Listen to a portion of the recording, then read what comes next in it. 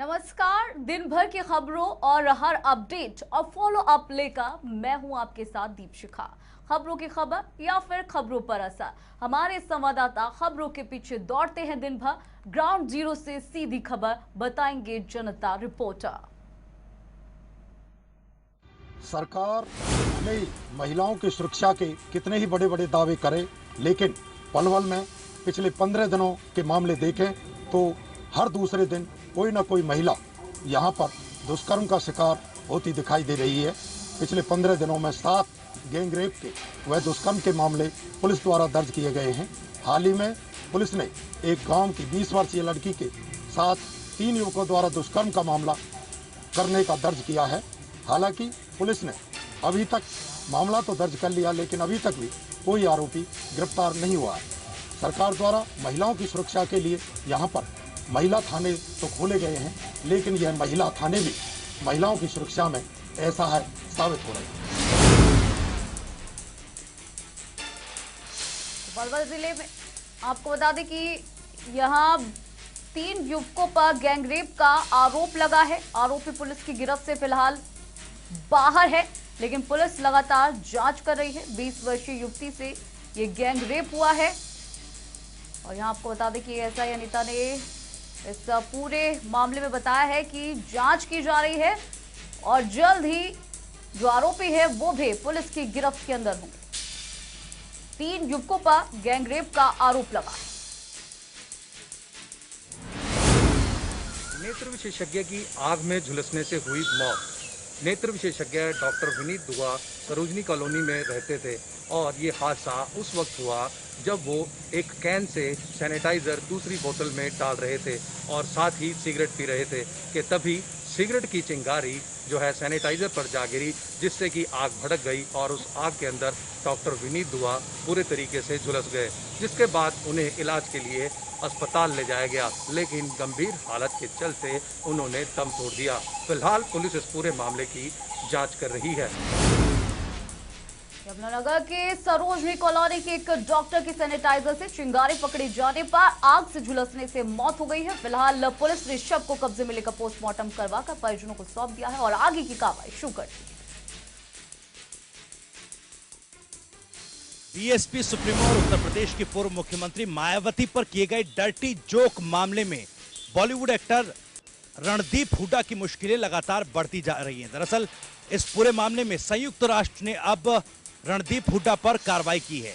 आपको बता दें कि रणदीप हुड्डा को साल 2020 के फरवरी महीने में संयुक्त राष्ट्र ने conservation of migratory species convention का एम्बेसडर नियुक्त किया था और रणदीप हुड्डा के विवादित जोक मामले पर आपत्ति दर्ज कराते हुए अब यूएन ने एम्बेसडर पद से रणदीप हुड्डा को हटा दिया है। बॉलीवुड एक्टर रणदीप हुड्डा के फैंस के लिए एक और ये बुरी खबर है।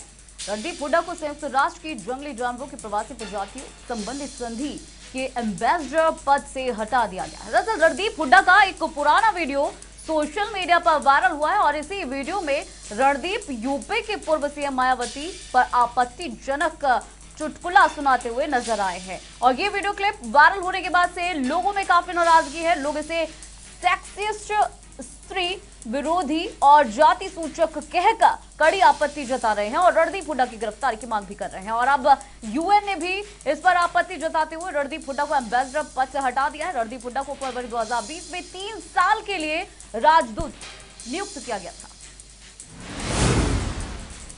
बंगाल से यास तूफान भले ही चला गया हो, लेकिन राज्य सरकार और केंद्र सरकार में जारी तनाव का बवंडर लगातार जारी है। आपको बता दें कि बीते दिन प्रधानमंत्री नरेंद्र मोदी ने यास तूफान से हुए नुकसान को लेकर एक मीटिंग की थी। हालांकि इस दौरान चीफ मिनिस्टर ममता बनर्जी पर आरोप लगा कि वो मीटिंग में देरी से पहुंची और जल्दी निकल गईं।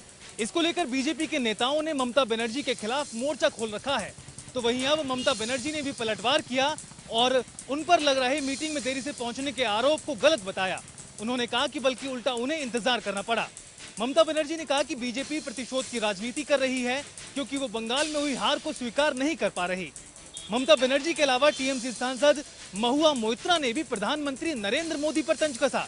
उन्होंने कहा कि लोग भी पिछले 7 सालों से 15 लाख रुपए का इंतजार कर रहे हैं, थोड़ा आप भी करिए। बंगाल में चक्रवात यास से उठा सियासी तूफान कम होने का नाम नहीं ले रहा है। बीजेपी और तृणमूल कांग्रेस की जुबानी जंग के बीच अब बंगाल के मुख्यमंत्री ने खुद जवाब दिया है। उन्होंने प्रधानमंत्री मोदी से कहा है कि इस तरह से मेरा अपमान ना करें। ममता बनर्जी ने सरकार पर निशाना साधते हुए कहा है कि मेरी जीत केंद्र सरकार से हजम नहीं हो पा रही है। उन्होंने ये भी कहा है कि वो बंगाल की जनता के लिए पीएम के पैर छूने के लिए भी तैयार हैं।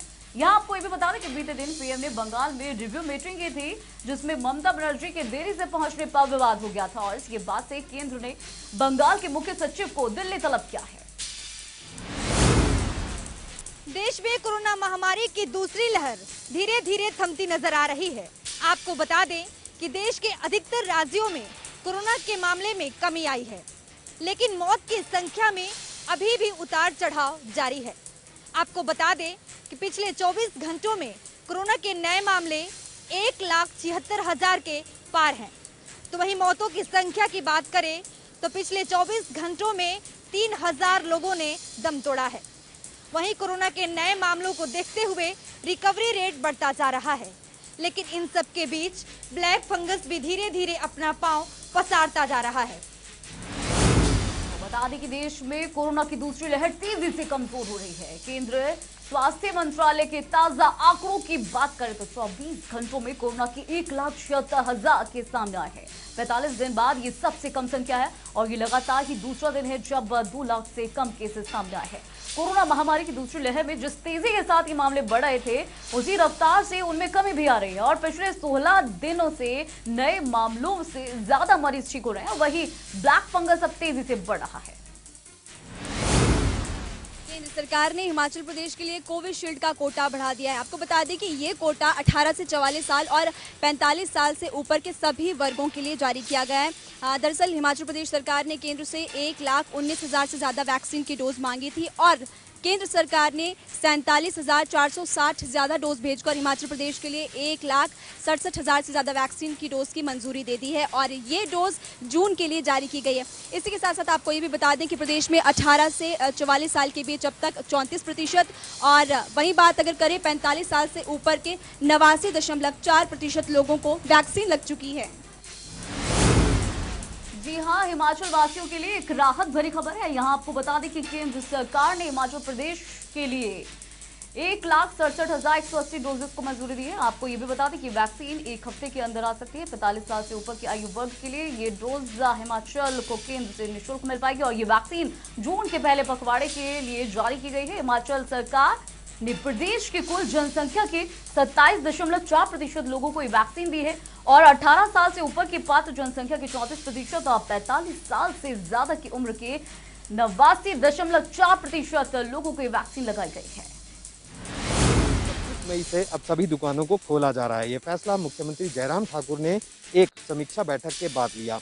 मुख्यमंत्री का ये कहना है कि अब सरकारी दफ्तर भी खुलने जा रहे हैं, लिहाजा 30% कैपेसिटी के साथ सभी सरकारी कर्मचारियों को अब धीरे धीरे दफ्तर बुलाया जाएगा। कोरोना कर्फ्यू के बीच अब अनलॉक की प्रक्रिया शुरू हो गई है। राज्य सरकार का ये कहना है कि चरणबद्ध तरीके से सभी चीज़ें अब अनलॉक की तरफ आगे बढ़ेंगी। ऐसे में परिवहन सुविधा ना मिलने के चलते भी लोग खासे परेशान हैं। सरकारी कर्मचारियों का यह कहना है कि 30% कैपेसिटी के साथ उन्हें दफ्तर तो बुलाया जा रहा है, लेकिन परिवहन सुविधा ना मिलने के चलते ये दिक्कतें और बढ़ जाएंगी। ऐसे में राज्य सरकार का ये तर्क है कि धीरे धीरे चरणबद्ध तरीके से अब कर्फ्यू को हटाना है। ऐसे में कोरोना संक्रमण की जो गिरावट मामलों में आ रही है, उसके बाद अब कोई बड़े निर्णय 5 जून यानी कि जब कैबिनेट की बैठक होगी उसके बाद लिए जा सकते हैं। हिमाचल के मुख्यमंत्री जयराम ठाकुर ने शुक्रवार को कोविड-19 पर यह समीक्षा बैठक की है और इस समीक्षा बैठक में बड़े फैसले लिए गए। यहाँ आपको ये भी बता दें कि हिमाचल प्रदेश में अब अनलॉक की जो प्रक्रिया है वो शुरू होने जा रही है। 30 मई से सभी दुकानें खोल दी जाएंगी।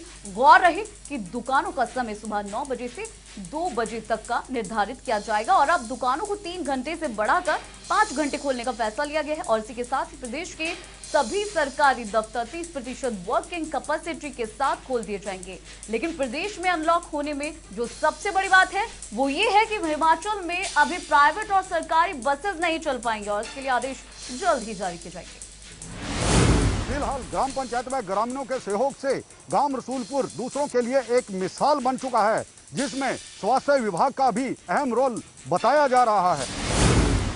प्रदेश में कोरोना की दूसरी लहर में प्रदेश के ज्यादातर गांव में कोरोना पॉजिटिव सामने आए हैं, लेकिन टोहाना का एक ऐसा गांव है जहां एक भी कोरोना पॉजिटिव नहीं आया है। करीब 1000 की आबादी वाला ये गांव रसूलपुर है। सरकार की ओर से जारी कोरोना गाइडलाइंस का यहां पालन किया जा रहा है और स्थानीय प्रशासन को राहत मिली है और ये सब हुआ है लोगों की जागरूकता से। गांव के लोग केवल अपने जरूरी काम से ही बाहर निकलते हैं, गलियां सुनसान रहती है और गांव में शादी विवाह पर भी सरकारी गाइडलाइंस की पालना की जाती है।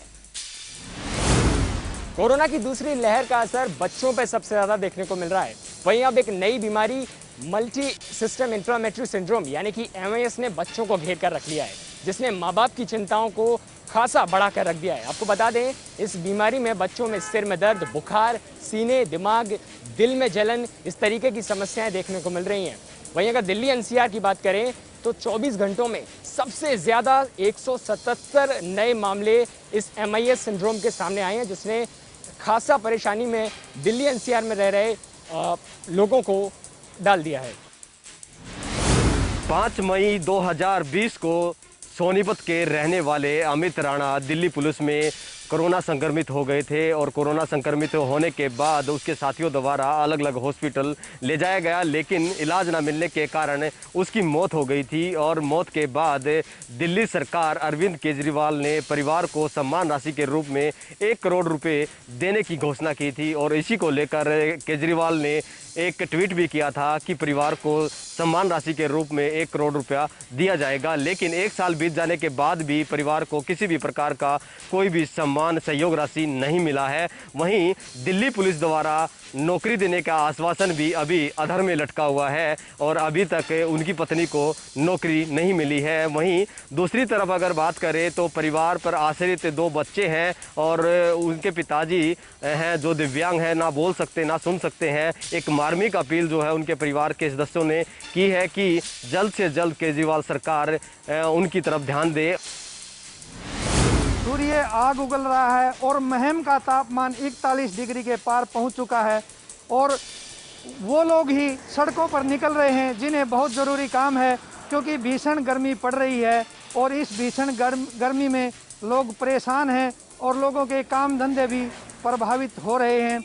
नौतपा चल रहा है और नौतपा का आज 5वां दिन है और इस 5वें दिन में आज बहुत तेज़ धूप है और जिससे लोग परेशान हैं। और नौतपा में सूर्य पृथ्वी के नज़दीक आ जाता है और साल में 9 दिन जो है भीषण गर्मी पड़ती है। कोरोना महामारी से एक तरफ देश जूझ रहा है तो वहीं लगातार बढ़ते पेट्रोल डीजल के दामों ने आम जनता का पसीना छुड़ा दिया है। आज फिर से पेट्रोल डीजल के दामों में इजाफा हुआ है। पेट्रोल 26 पैसे तो डीजल 28 पैसे महंगा हुआ है। राजधानी दिल्ली की अगर बात करें तो पेट्रोल 93 रुपए के पार पहुंच चुका है, तो वहीं डीजल के दामों में भी अब 84 रुपए के पार हो गया है। हालांकि अगर दूसरे राज्यों की बात की जाए तो महाराष्ट्र समेत कई राज्यों में पेट्रोल 100 के पार है।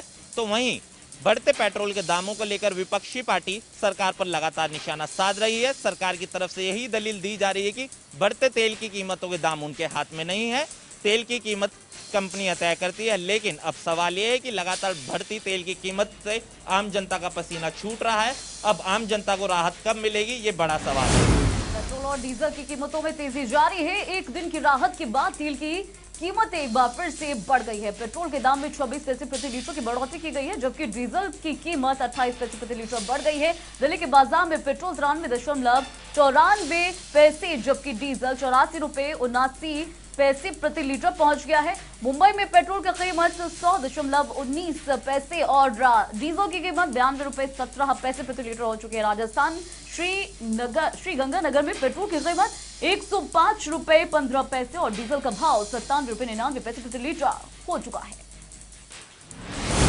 फरीदाबाद में पेट्रोल और डीजल के दाम लगातार लोगों के आंसू निकाल रहे हैं। फरीदाबाद में पेट्रोल की कीमतों की यदि बात की जाए तो 92 रुपए 14 पैसे का रेट जो है प्रति लीटर वसूला जा रहा है लोगों से, जबकि डीजल 85 रुपए प्रति लीटर को पार कर गया है। लोग काफ़ी परेशान हैं, ट्रांसपोर्टेशन महंगा हो गया है। जिस तेजी के साथ मई माह की यदि बात करें लगभग 14 बार जो है पेट्रोल डीजल के रेट बढ़े हैं, काफ़ी लोग आहत हैं और ऐसे में सरकार से मांग कर रहे हैं कि टैक्स में कमी की जाए ताकि लोगों को राहत मिल सके। आपको बता दें कि जो पेट्रोल डीजल के रेट होते हैं उसमें 60% पेट्रोल के मामले में जो हिस्सा होता है दामों में वो सेंट्रल गवर्नमेंट और स्टेट गवर्नमेंट के टैक्सेस का होता है, जबकि डीजल के मामले में यह प्रतिशत 54% होता है। फरीदाबाद में पेट्रोल और डीजल के दामों में लगातार हो रही वृद्धि से आम लोग काफी परेशान हो चुके हैं। फरीदाबाद में पेट्रोल पंप का सन्नाटा छाया हुआ है। आज फरीदाबाद में पेट्रोल के रेट जहां 92 रुपए 24 पैसे हो चुके हैं, तो वहीं डीजल के दाम 85 रुपए प्रति लीटर को पार कर चुके हैं। पेट्रोल पंप के कर्मियों का कहना है कि पेट्रोल और डीजल की बिक्री में आई कमी के कारण उन्हें भी नौकरी का खतरा लग रहा है और इसके साथ ही पेट्रोल डीजल के बढ़ते हुए दामों के चलते महंगाई की मार लोगों पर पड़ रही है, जबकि अंतर्राष्ट्रीय बाजारों में क्रूड ऑयल की कीमतों में गिरावट आई है। देश में घरेलू हवाई यात्रा महंगी होने जा रही है। आपको बता दें कि सरकार ने घरेलू हवाई यात्रा के किराए में 13 से 16% बढ़ोतरी की है। साथ ही हवाई यात्राओं के किराए में बढ़ोतरी 1 जून से लागू होगी और वहीं हवाई यात्रा की अपर लिमिट पहले की तरह रहेगी। नागरिक उड्डयन मंत्रालय ने शुक्रवार को आदेश जारी कर कहा कि सरकार के इस कदम से एयरलाइंस कंपनियों को मदद मिलेगी। तो कोरोना की दूसरी लहर का ये असर हर जगह पड़ता हुआ दिख रहा है। ये भी आपको बता दें कि देश में हवाई सफर फिर एक बार महंगा होने जा रहा है। दरअसल सरकार ने डोमेस्टिक फ्लाइट्स किराए की लोअर लिमिट को 13 से 16% बढ़ाने का फैसला लिया और इससे पहले मार्च में सिविल एविएशन मिनिस्ट्री ने डोमेस्टिक फ्लाइट्स किराए की लोअर लिमिट को 5% बढ़ाने का फैसला किया था। हवाई यात्रा किराए में ये बदलाव 1 जून से प्रभाव में आएगा। कोरोना की दूसरी लहर और हवाई यात्रियों की कम होती संख्या को देखते हुए सरकार ने एयरलाइंस की यात्रियों की क्षमता में भी कटौती का फैसला किया है। आईपीएल के फैंस के लिए बड़ी खुशखबरी है। दरअसल बीसीसीआई ने आईपीएल के बचे हुए 31 मैचों का आयोजन दुबई में करवाने का फैसला किया है। हालांकि बीसीसीआई ने अभी इन मैचों की तारीख का ऐलान नहीं किया है। हालांकि कहा जा रहा है कि इन मैचों का आयोजन सितंबर से अक्टूबर महीने में हो सकता है।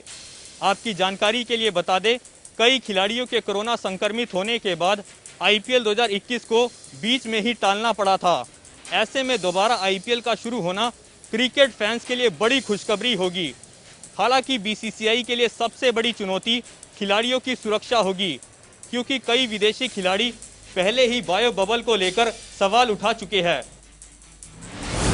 की सबसे बड़ी टी20 क्रिकेट लीग यानी कि आईपीएल के फैंस के लिए काफी बड़ी खुशखबरी है। दरअसल भारतीय क्रिकेट कंट्रोल बोर्ड ने आईपीएल 2021 के बचे हुए 31 मैचेस को दुबई में करवाने का फैसला किया है। बीसीसीआई ने यह फैसला शनिवार को हुई विशेष आम बैठक में किया है। हालांकि बीसीसीआई ने अभी इन मैचेस की तारीखों का ऐलान नहीं किया है, लेकिन ये भी कहा जा रहा है कि आईपीएल के ये मैचेस 18 सितंबर से 10 अक्टूबर को खेले जाएंगे। यहां आपको ये भी बता दें कि इससे पहले कई टीम्स में कोरोना के केसेस सामने आने के बाद से आईपीएल सीजन 14 को टाल दिया गया था।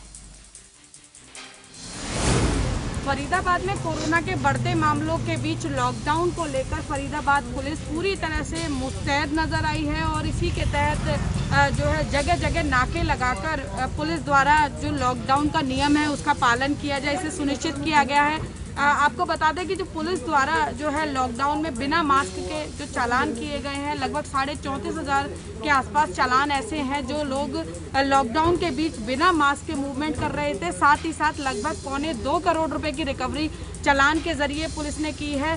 जैसा कि लॉकडाउन से पहले पुलिस कमिश्नर ने जब अधिकारियों की बैठक ली तो सख्त रूप से कहा कि बहुत ही क्रूशल टाइम है और इस वक्त हमें जो है परिंदों को भी बचाना है और तीर भी चलाने हैं। यानी सीधे तौर पर उनका मतलब था कि लॉकडाउन लगा है, कोरोना के बढ़ते मामलों को भी रोकना है, लेकिन यह भी सुनिश्चित करना है कि लॉकडाउन के नियमों का पालन बखूबी हो। कोरोना संक्रमण को रोकने के लिए अब जिला उपायुक्त के नेतृत्व में जिला रेड क्रॉस सोसाइटी चलो गांव की ओर एक जागरूकता कार्यक्रम जो शुरू किया है, जिसके माध्यम से पहले जो स्टेप में 65 गाँव को जिला रेड क्रॉस सोसाइटी चिन्हित करेगी और उसमें हर गांव में जाकर लोगों को जहां जागरूक किया जाएगा वहीं उन्हें मास्क, सैनिटाइजर और सोशल डिस्टेंसिंग के बारे में बताया जाएगा ताकि लोग इस महामारी से दूर रह सकें, उससे बचा जा सके। इसके लिए लगातार जिस तरह से रेड क्रॉस सोसाइटी गांव-गांव जाकर लोगों को जागरूक कर रही है, ये जागरूकता अभियान लोगों को इस महामारी को दूर करने में अहम भूमिका अदा करेगा। जनता रिपोर्टों में फिलहाल इतना ही, रुकेंगे एक छोटे से ब्रेक के लिए।